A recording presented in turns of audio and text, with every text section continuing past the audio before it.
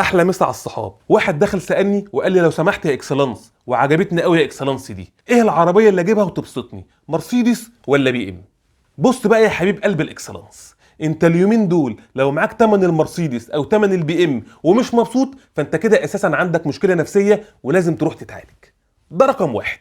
رقم اتنين، لو انت واحد بتحب الادرينالين رش، اللي هو ضربات القلب السريعه وعلى طول دماغك شغاله وعلى طول سخنان وعاوز تشد مع اللي رايح واللي جاي، وبتحب تاكل غرز الموت اللي هي الغرز اللي بتخشها دي ومش عارف اذا كنت تطلع منها ولا مش هتطلع، وبيبقى معاك على التليفون على طول رقم ميكانيكي وسمكري، فانت على طول كده هتروح تجيب البي ام. ليه البي ام؟ عشان البي ام مواترها وفتايسها حاميين وبيروحوا معاك اي اتجاه، وتعديلاتها بالهبل، وعربيه ما بتقولش لا، لو عدلتها بتحط على الكبير قبل ما تحط على الصغير.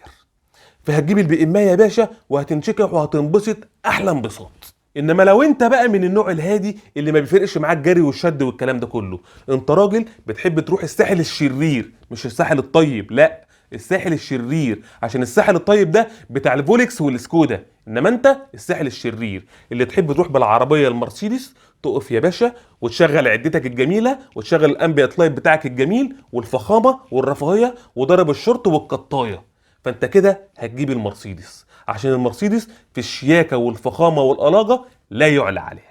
وقبل ما الرجاله تخش تتعصب عليا، عارف ان في مرسيدس بتنزل للشقلبه والشقلطه، بس المرسيدس اللي هتجيبها بنفس قوه موتور وفتيس البي ام هتدفع ثمن البي ام لا يقل عن مره ونص او مرتين. ونتمنى لكم مشاهده ممتعه.